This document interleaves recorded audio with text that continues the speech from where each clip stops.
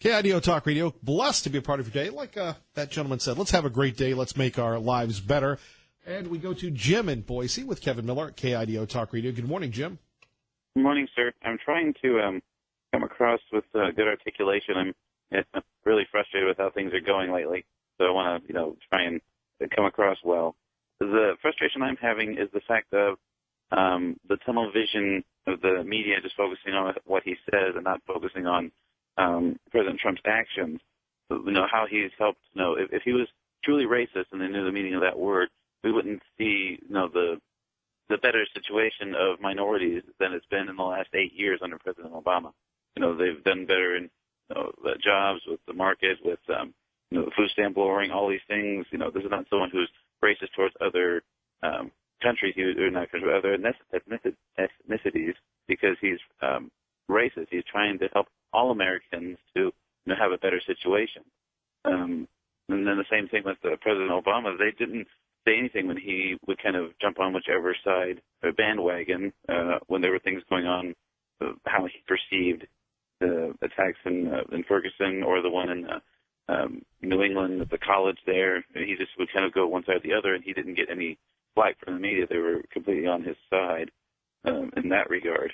And then I've been to 8 other countries. I've well-traveled. I've been to third world countries. And if you compare it to the state of us, the houses we live in, I've been in mud huts and things that they have the best to live in. Or, the fact that we have, plumbing.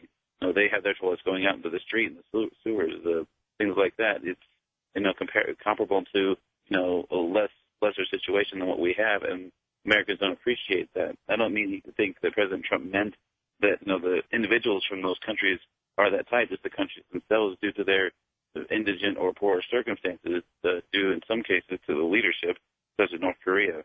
Those are my feelings. I don't know if you have any thing that you wanted to say back, so I could kind of have a take from you. Jim, I agree with you. And if those countries were so great and they weren't so corrupt, then Tucker Carlson put it more articulately, more succinctly than I can.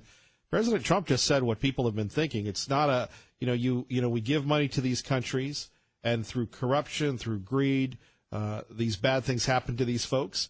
And the idea that you shouldn't come here based on merit is absurd, and we're starting to see it. Look, I was in downtown Boise last night. I was doing some additional training for my backup career, and I'm in a building. It's 9 o'clock at night. There's people up there speaking some language that I don't even know what it is, and this is in Boise, Idaho. The idea of assimilation is gone. We need to shut everything down, get people here, not building their own individual enclaves, but in fact becoming American and taking pride in that, not being indoctrinated about how bad this country is. But, Jim, I appreciate you listening to KIDO Talk Radio. I've got to run because we've got Senator Crapo on, but please call us back, and your views will always be heard here. Thank you. Appreciate it. Thank you. Our great friend, Senator Crapo, who, like Kevin Miller, never says a swear word. Good morning, Senator Crapo. Good morning, Kevin. Good to be with you.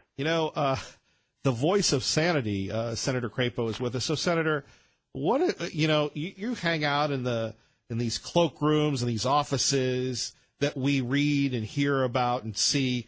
You live this. This is your job. And I know 20 years since Lewinsky and Clinton, here we go again. Have you ever seen much ado about a word that was said or not said that happened to be a swear word? Well, no, I find it amazing the way the media these days just continues to pick at things. I think they spent most of yesterday on President Trump's physical that he had, trying to nitpick and find some problem. And the focus is really remarkable. The resistance to anything Trump is also so obvious. I think that the American people are seeing that, and it's unfortunate. The bottom line on the issue of immigration is, yes, we need to deal with the DACA situation. There is a bipartisan agreement that we need to deal with that. But we also need to deal with our immigration system overall, and we need to move to an immigration system that is merit-oriented and end the chain migration or the chain immigration system that is in place now. Well, and Senator, obviously we'll get to that, but when you think of, you're a money guy. That's why we love you. You're chairman of the banking committee. So what's the deal with us possibly running out of money? And, we've got the hype and hyperbole machine rolling once again. And, again, you're our voice of reason here at KIDO Talk Radio. Do you expect a deal? Are we running out of money again? What do you think?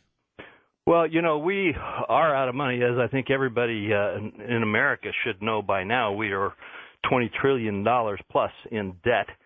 And although we had a huge battle over this last tax bill, with the argument from the left being that it was going to drive up the debt, the reality is that we are seeing the economic response to it, and it's actually going to be a very powerful financial boost to our country.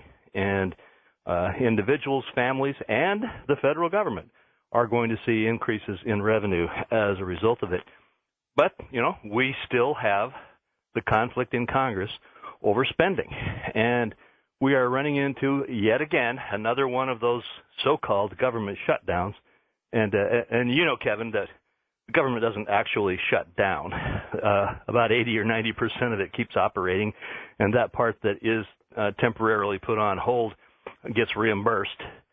And the problem is in this case, we're running into a shutdown because the Republicans do control both houses of Congress, but the Democrats have the ability in the Senate to filibuster, and they will not support moving forward unless we have a huge spending bill that goes beyond what the Republicans are proposing, and unless we add their version of immigration reform to the bill, which we haven't yet been able to negotiate with them. Well, Senator, again, as a veteran of politics and government service, do the Democrats want a government shutdown because they believe politically this will benefit them? And, yeah, the government doesn't shut down, but you have a lot of people that are inconvenienced. Yeah, that's right. And, one of the interesting things about this is when the president was Obama, then the shutdown was blamed on Republicans. And now that the president is Trump and it's the Democrats in the Senate who are doing it, the press seems to be blaming it on Republicans. I think that's ever going to be the case. The reality is I think that the Republicans have a very strong and principled stand here. They want to strengthen our military, which is badly in need of strengthening. They want to maintain some fiscal control in the budget, and they want to do a comprehensive immigration reform that includes DACA reform, but also fixes a few of the things like allocating funding to building our border security up and ending and moving to a merit-based immigration system. Senator, let's talk a little bit about you and the president. You've been on these meetings with him. We see him on TV. We hear him on the radio, but you've looked at him man to man. What's your read on him? Well, I wasn't in the meeting that seems to get all the attention right now, so I can't say what happened in that meeting. But I have been in a number of meetings with him and have worked with him and his administration over the last year. And the way I answer those questions about what's it like to work with President Trump is this. I spent the previous 8 years before his presidency fighting against what were really bad ideas for America on almost every front. And I've spent the last year under the Trump presidency fighting for what I think are really good changes in America. What I'm referring to is a strong Supreme Court justice, a conservative, Constitution-oriented Supreme Court justice to strengthen the balance in the Supreme Court. Secondly, moving to strengthen our courts across this country with solid constitutionalists in our judicial system. A strong tax reform bill that we've badly needed for years and years to strengthen our economy and make America much more competitive. Working to reform the healthcare system. We didn't get it done the way we wanted to. We got part of it done, and that fight's not over. He's fighting for us. Our great friend Senator Crapo joining us at KIDO Talk Radio with Kevin Miller in the morning. So DACA and the wall and everything else, I know you weren't in that meeting, but where do you see this going? And obviously, in Idaho, as you know better than most, we've got an ag community. We want the situation taken care of so people can work here legally and such. It's a tough balance, Senator, but I you're up to it. It is a tough balance, but the first thing that I think is important to note is that the Democrat demands right now are that we do just the DACA reform and maybe a little bit on border security. They're not willing to go to some of the other reforms, those that strengthen our agriculture immigration system, those that move to a merit-based system and avoid the lottery-based system and other parts of our system that are just wrong for an immigration policy. I can't tell you that I think we're going to get that ironed out in the next week, and we have until Friday as a deadline. So I think that there's probably going to be another CR kicking the can down the road another 3 or 4 weeks while we try to work it out. That's not the way we should be doing government, but I think it's important for people to know the reason why we can't. The reason is because of a demand for unjustified excess spending and because of a demand that we not do the basic fixes to our immigration system that badly need to be done. Senator Crapo with us, Kevin Miller in the morning here at KIDO Talk Radio. Finally, Senator, let's talk a little bit about Hawaii. I think we can get some great vacation deals now, all kidding aside, and this looming threat of North Korea. Well, you know, the situation that happened in Hawaii was just a terrible mistake. But it highlights a threat that people are increasingly feeling, and North Korea is probably the forefront issue in that context, and that is the development of nuclear weapons. And you'll recall Barack Obama made the infamous deal with the Iranians, the Iran nuclear deal, that is now going to assure that over time Iran gets a nuclear weapon. Bill Clinton made a similar deal with North Korea, and I can remember speeches of his saying North Korea will now never have a nuclear weapon. They now have one, and they are increasingly belligerent. We must resolve this, if possible, through negotiations and working with other allies around the world, including many of the countries around the world. But I'm glad we have a president who is strong and is saying to North Korea that they had better realize the United States will not simply stand back and be apologetic to them anymore. And I actually think that helps in our negotiations. We have strong legislation in the Senate that's already passed, increasing our sanctions on North Korea. The Banking Committee has jurisdiction over sanctions legislation.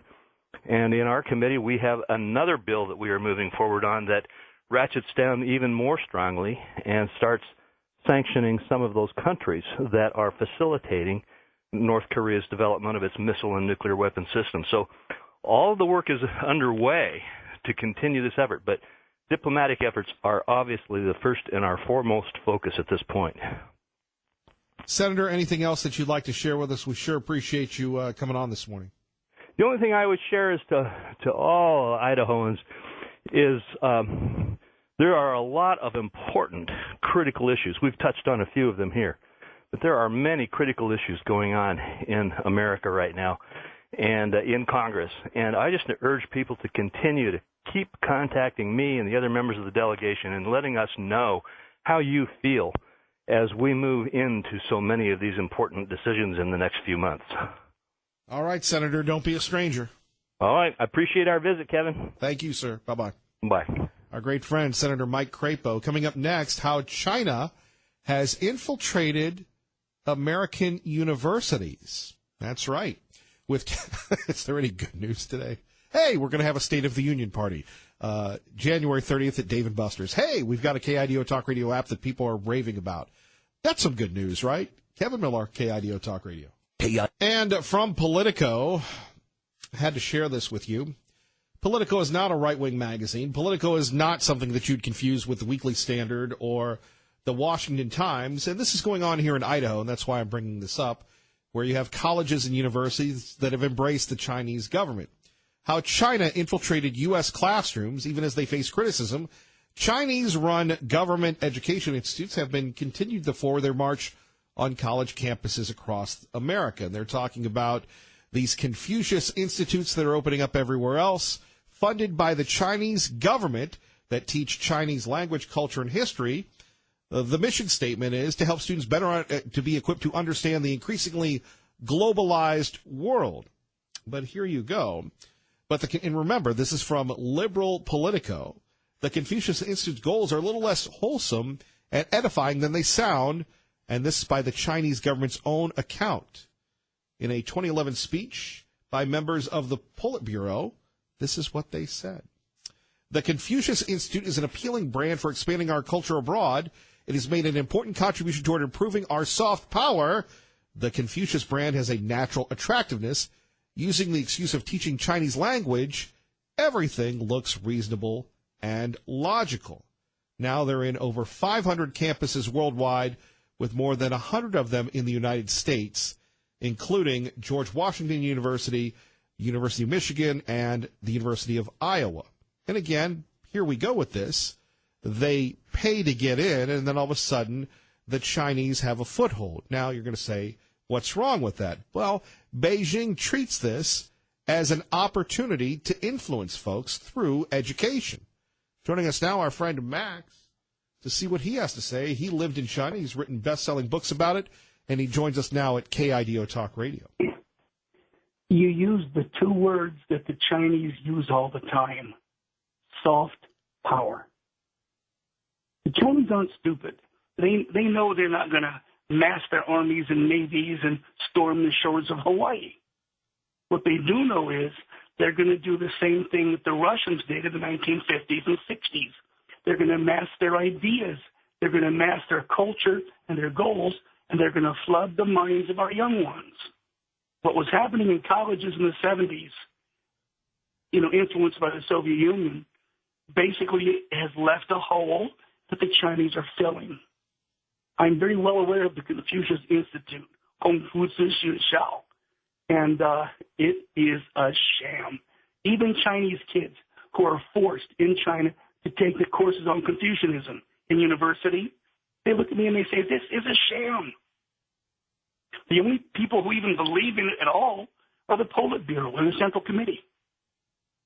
And I sit back and I listen to American college kids. When I was that age, when I was in college, I'd already been to Vietnam. I had a slightly different outlook on things. But you listen to college kids today, my goodness, first-year college student, freshman, he knows everything. Don't tell him he knows it all. He learned it all from the Chinese. Max joins us now here at KIDO Talk Radio. Kevin Miller in the morning. You go back to this, though, and one of the best documentaries that I've ever seen, it was the China Syndrome, I think. It was by a guy who did documentaries for HBO, and he went over to China. And in China, they don't teach Tiananmen Square. By the way, in the Confucius Institute, there's no discussion whatsoever of human rights in China, Tiananmen Square. The instructor said that students do not raise an uncomfortable question about Tibet. They're ordered to refocus the discussion on Tibet's natural beauty or indigenous cultural practices, which, ironically, Beijing has spent decades stamping out. From my experience, they're dissuaded from any discussion at all regarding Tibet. The only thing you ever hear about Tibet is what is shown on the government media. You don't talk about it. I was wandering the campus of Tsinghua University. That's China's #1 university. It's their MIT, their Harvard. And it turns out that probably 90% of the people I talked to under the age of 30 never, ever heard of the Tiananmen Square massacre at the hands of the butcher of Beijing, Deng Xiaoping. They never heard of it. And when you talk to them softly, just sort of alluding to it, they look at you like you've got three heads. They have no idea what you're talking about. The older people do whisper about it at home. Our great friend Max joining us here. And by the way, check your local colleges. I believe we have a few Confucius Institutes here. We do. I was downtown at that weekend market thing, and the Confucius Institute had a table set up, and a couple of young ladies. My wife and I stopped and chatted. They almost fell out of their chairs when they saw a white man speaking Chinese, and my wife just chatted with them, and they had a lovely conversation. My wife loves to meet another Chinese person. But as she left the booth, she looked at me and she said, "My husband, why is this propaganda in America?" I said, "Sweetheart, in America, we have a right to propagandize. She said, "Ooh, that's strange." Well, we call that the news media. Max, we appreciate you. Thank you. Hey, buddy. Time for traffic and weather. And coming up next, the shenanigans on Capitol Hill. Is it much ado about nothing, or do words matter? Kevin Miller, KIDO Talk Radio. Good morning, Maggie. Good morning. Thank you, Sean Hannity. Hey, big news here at KIDO Talk Radio. Once again, we're on the road. This is our, not debate watch party, but our State of the Union React party. We'll be at Dave & Buster's January 30th in the back room. We would love to see you there. If you've never been involved in our debate watch parties, if you're new to the Treasure Valley, this is a great way to meet like-minded folks, like-minded politicos, like-minded conservatives, and your chance to do our post-game show, our post-State of the Union show, where we'll be on the air, that's right, on the air, critiquing President Trump. And whether you're Liberal Steve, whether you're Security Guard Mike, whether you're Jim from Star or Tea Party Bob, we love to hear from you. So if you get tired of talking back to the TV, join us January 30th at Dave & Buster's. It's going to be a great, great time. And in addition to that, KIDO Talk Radio, the big wigs in corporate continue to place their bets on this property. We appreciate that. First, our acquisition of our affiliate, 107.5 FM, and now the KIDO Talk Radio app. Tom Munns loves it. Security Guard Mike loves it. My mom, Pat Miller, loves it. So if Mom loves it, well, why not check it out? And again, we understand that your phone, just like your radio, is a special place. So we're not going to sit there and go, hey, look at this. Hey, look at that. Be obnoxious with it. We appreciate you giving us the opportunity to earn a place of trust on your phone. Kind of crazy to say that these days when a lot of us grew up with the rotary phones, and it was a big deal when we had a long cord. Remember that? It was a big deal. Anyway, a few topics that we are discussing concerning the Chinese infiltrating America, infiltrating Idaho universities. We'll get to that. Plus a very strange congressional hearing yesterday. If you heard Sean, he was talking about it, and you're going, I can't call in to Sean.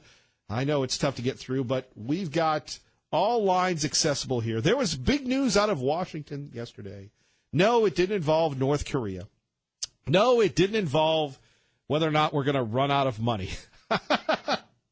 I would love to go to my mortgage company and say, I'm going to make the payment, but I need a continuing resolution. Wouldn't that be great? Or to the credit card companies. I like to call them my dependents. I'm going to make those payments, but I need you to raise my credit limit. Senator Crapo, who has been on this program for years and has been saying again and again, we've got to do something about this. He's right. Sooner or later, the hens are coming home to roost, or I think it's the chickens. I don't know what that guy's doing right now, but you know what I'm saying. So instead of worrying about tough issues, we have a bunch of, and let me just say this, I'm going to rip off one of these professional wrestlers, Rudy Poo, mamby-pamby, rody-pody jabronis, trying to get the Secretary of the Department of Homeland Security, Kirstjen Nielsen, to rat out the president. Because they're so offended by the word, well, we've said it enough as it is, right? Is this any way for elected officials, for adults to act? Here is Senator Patrick Leahy, who in his 70-some years has never heard a profanity from anybody he's worked with, worked for, worked under him, or from a president of the United States. Now, last week in the Oval Office, President Trump reportedly said the most vulgar and racist things I've ever heard a president of either party utter. In fact, I've never heard any president, Republican or Democrat, utter anything even similar. Never. Not Lyndon Baines Johnson, not Richard Nixon. Never, never, never. This is what the millennials call authenticity. Do you find Senator Leahy authentic with this criticism, this critique? By the way, I don't know if he's battling a cold or what. We didn't slow down the tape. That's how Senator Leahy speaks these days. Now he denies using the specific word. And there's been some, maybe he used a different word, maybe he didn't. Now, Madam Secretary, you were in the room. you're under oath, did President Trump use this word or a substantially similar word to describe certain countries?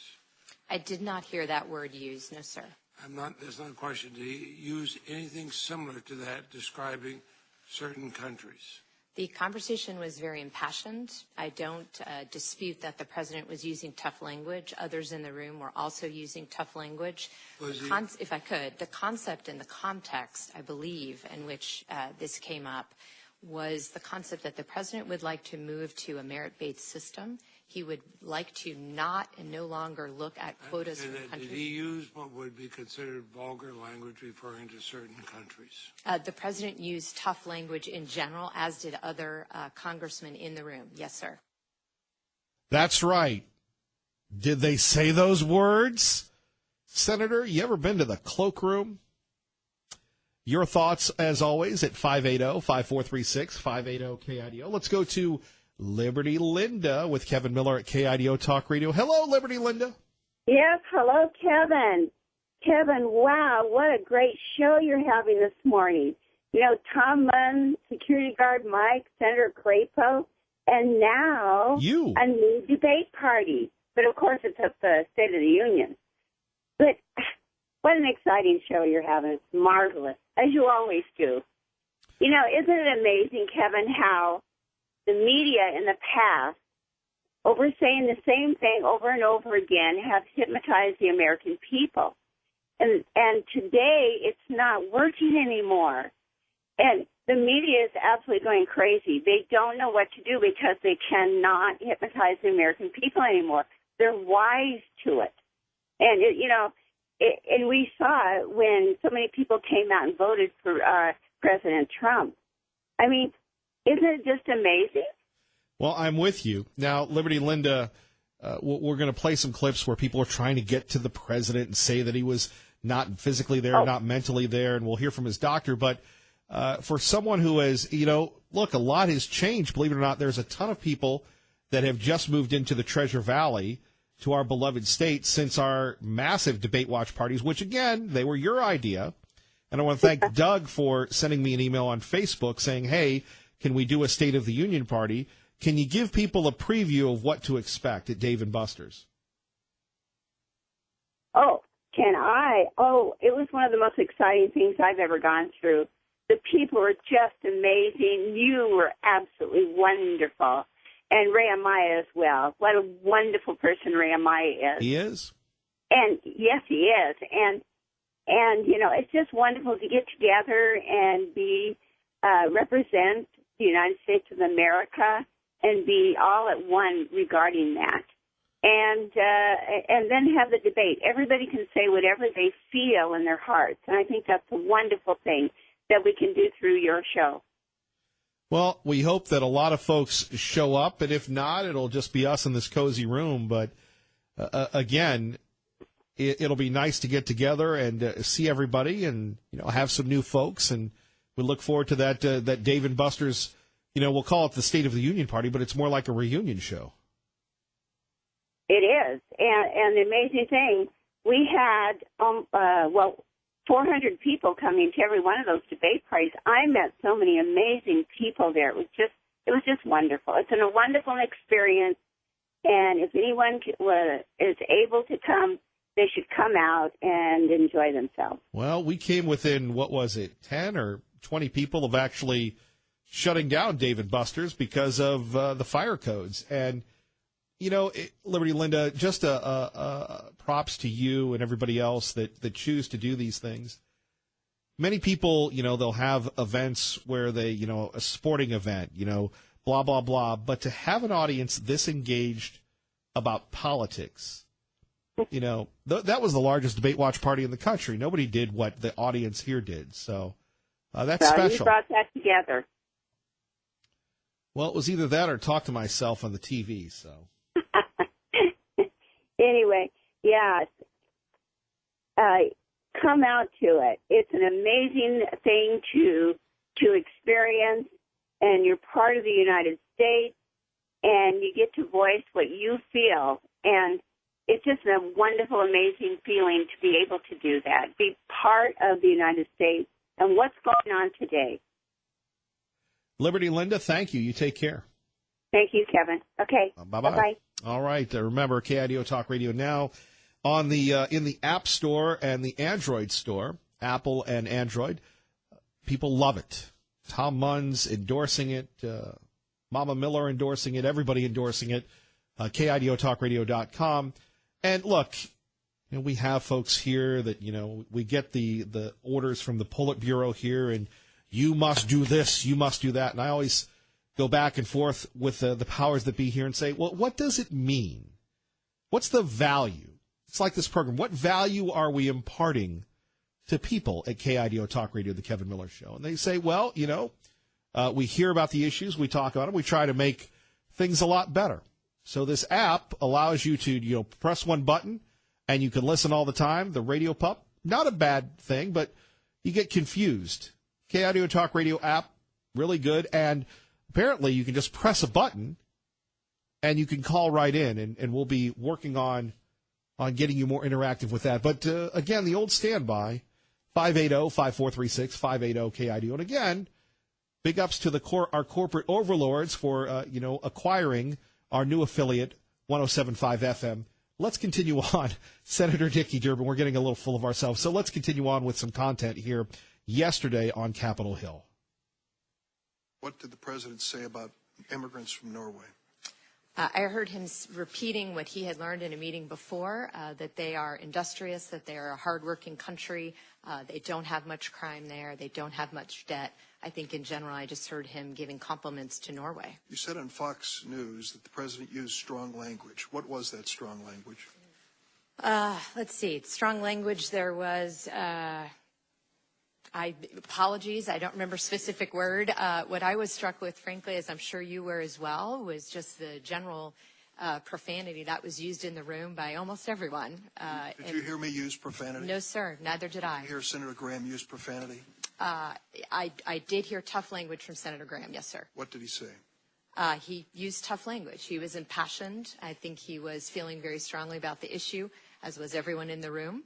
And to underscore a point, I think he was using some strong language. Do you recall that the strong language he used repeated exactly what the president had said prior to that? I remember specific cuss words being used by a variety of members.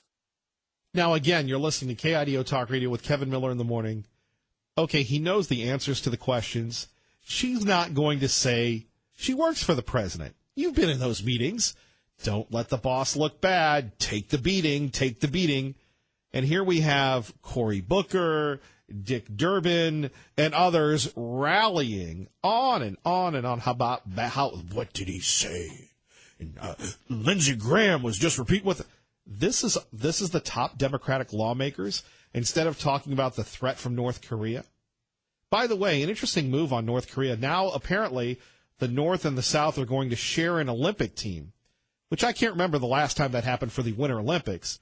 But here's the scary part. The leader of South Korea is kind of a little milquetoast person.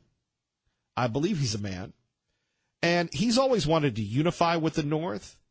He's a little squishy. The other guy was a little stronger. So we'll see what this means for our security. Remember, North Korea has nukes. Isn't that more important? How about the gangland shootings that are going on?